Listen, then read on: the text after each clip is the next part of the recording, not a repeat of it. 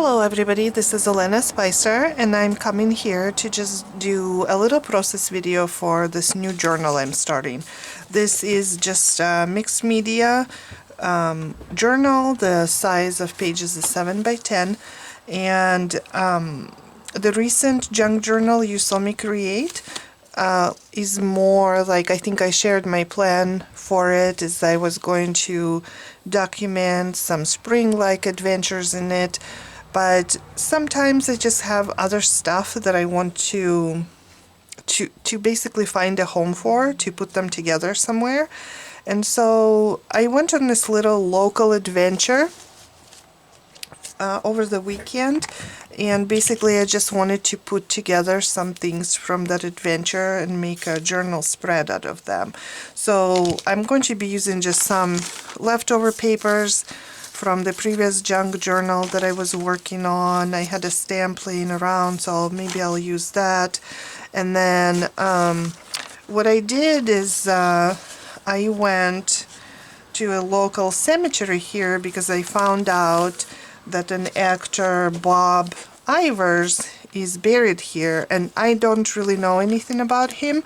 I've never watched any of his movies, but he's just someone that a person from the local history here in Yakima. I did a little bit of research.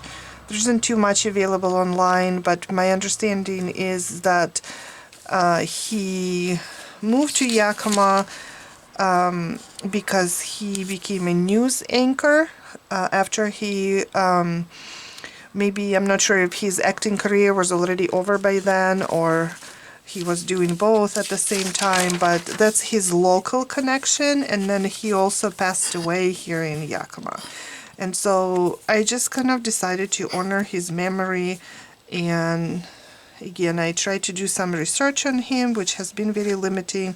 I'm not sure. I thought maybe I could go to the local library one day and see if there's actually anything in the newspapers about him. You know, since he was a local news anchor, I thought there would, something once in a while. I think there was an article I found that just talked about him being connected to Yakima, and they mentioned some other actors connected to the town, this town where I live right now. But again, I couldn't find too much about him. But now that I learned that he had a connection here and that he's buried here, I will probably try and see if I can watch some of his movies that he was in. But while I was at the cemetery, I did his gravestone rubbing on this just a composition notebook paper, and I used pencils, and here was an image, but it didn't come out really well, so I thought maybe I'll add his photo on here. I have actually never done anything like this before. Well, I have been to cemeteries before, but not to look for a specific person really, but I like to just learn local history of different places, whether I'm traveling there or living at a place. And so just like researching local people is one of the ways to do it, and like prominent people from the area. I have a map that I use to help me find the grave. It's actually a really large cemetery, so it took me a little while to find his resting place. But again, I just haven't really done this before so specifically, where I went to look for a person's gravesite. Have you done anything like this before? Let me know. I don't know, I still don't know how I feel about it. I just want to make sure I'm being respectful, and I never, want to do anything disrespectful to the people who are at the cemetery, or people who are buried there, people who are visiting. But when I was there were actually quite a few people jogging So again, like you can see in the map, it's a pretty large cemetery, and so it looks like some people are using it as a place for exercise, like jogging or walking. Was there on a Sunday. It was nice and quiet. It's kind of close to a larger road, busy road, but the noise wasn't that bad. So all of these are from the previous journal that I created. Just again, some leftover papers that I thought I would use here. So this will be a little bit different kind of journal for me.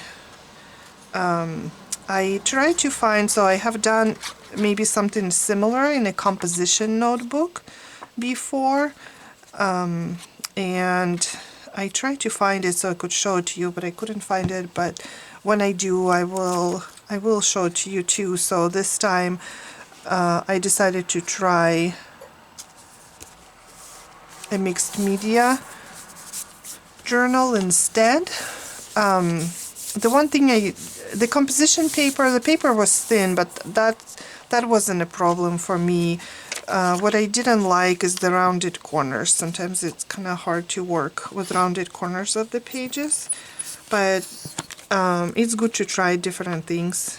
And I think basically my plan for this journal is just sometimes the things to put in, like maybe the junk journal that we are used to, the style we're used to.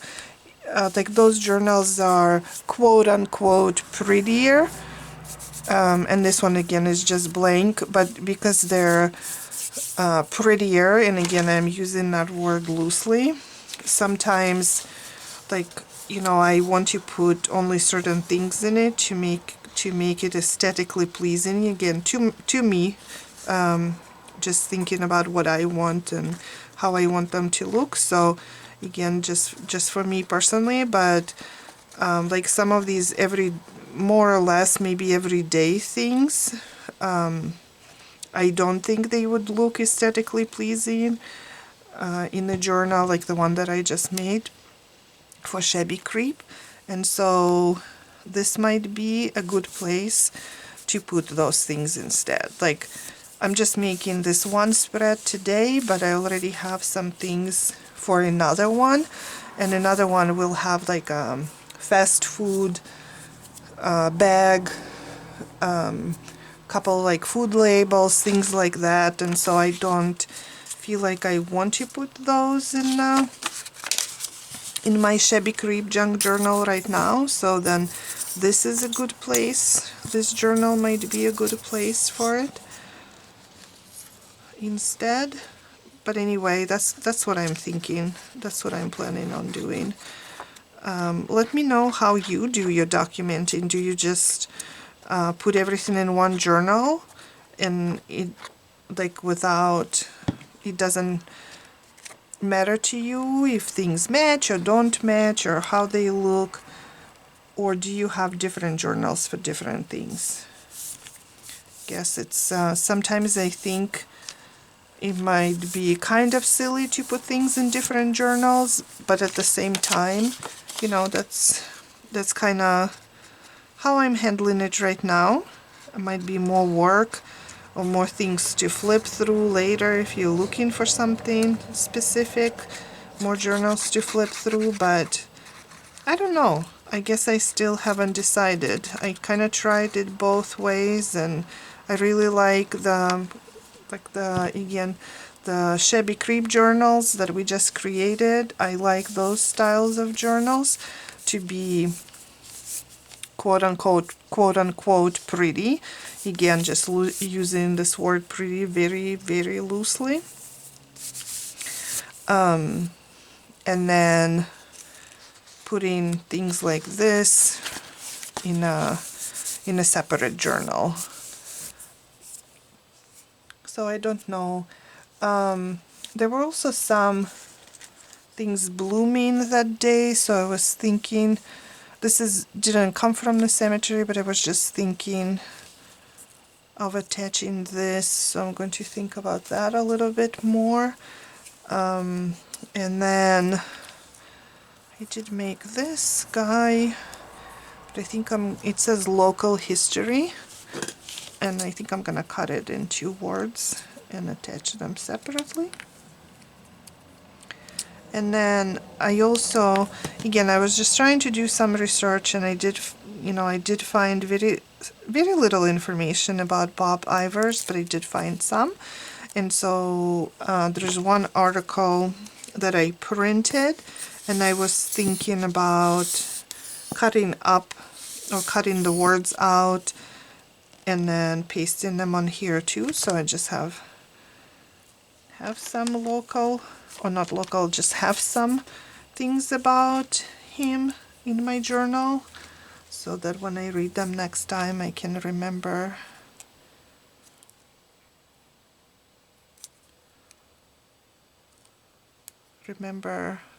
the research I did. If I read this years later down the road, I probably won't remember everything. At the same day, or on the same day when I went to look for Bob Ivers' resting place, I also looked at the same cemetery. They have some of the prominent people of Yakima buried, pioneers or early pioneers who moved here and had contributions, significant contributions. And so I was wanted to research that more too. I'm not sure yet where I want to maybe put this stamp. We'll think about this a little bit more. But here's the article. And again, I was just thinking that I would cut up this into strips and see how I can arrange them. And I didn't want to cut them up ahead of time because I was worried that I won't be able to put them in the right order. But let me see how long they are, and if they, yeah, so I think I was gonna cut each line individually because they're not quite fitting as well. And then I would cut them down a little bit further. So I think